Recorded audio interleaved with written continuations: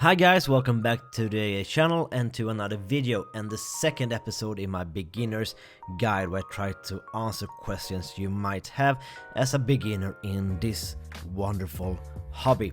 Today I'll be talking about different watch styles, watch types, and these are the most common ones. Now I know there's other types of watches, but these are, in my experience, the most common ones. Okay, let's start with the basics. A dress watch. This is the legendary Sarb 035 from Seiko.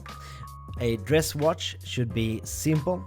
A three-hander or even two-hander style watch could have a date complication, might not have, could be on a bracelet or on a strap. I have this on a continental type bracelet, I think it's called.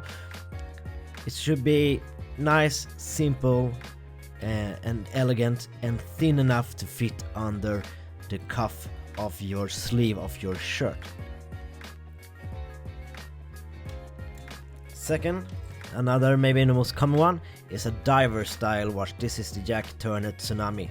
Now a diver should, according to me, have a metal bracelet. I don't want to go diving with a leather strap. It should be quite legible. It should have a rotating bezel. This has a 120 click unidirectional bezel to set the time of your dive. It should also have some nice lume so you can see what time it is in the depths of the water. Moving on, we have a field watch. This is the Hamilton Khaki Field and is famously lack of AR coating. AR coating is a anti-reflective coating, making that glare go away. Field watch, simple, very legible. This has both what's called a military time, so it's both 12 o'clock or 24-hour markers.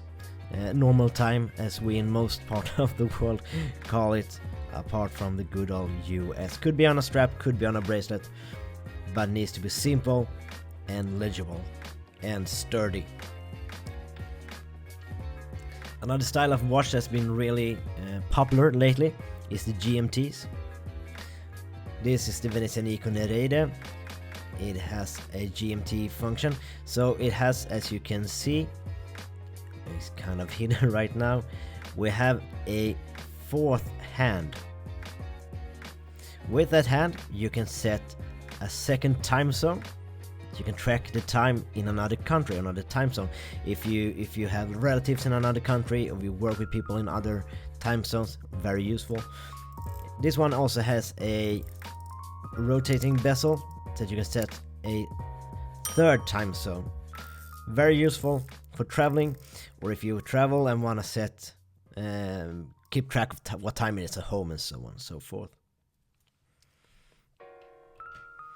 A pilot's watch or a Flieger, usually a bit bigger. This is 42, could be up to like a 50 millimeters. Also here, legibility, simplicity is key. Usually they have a big crown, screw down crown, could have what's called an onion crown.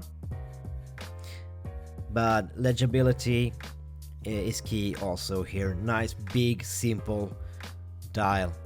That's a Flieger, classical Flieger type strap on this Jack Turner Traveler. And we have maybe my favorite style of watch. We have a chronograph watch. We have a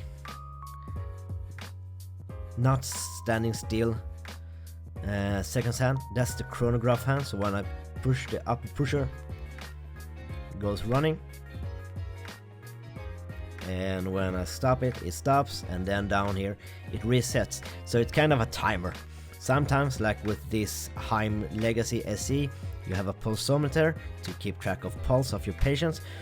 Quite often you have a tachymeter bezel to keep track of how many times you can do a certain thing during a certain time.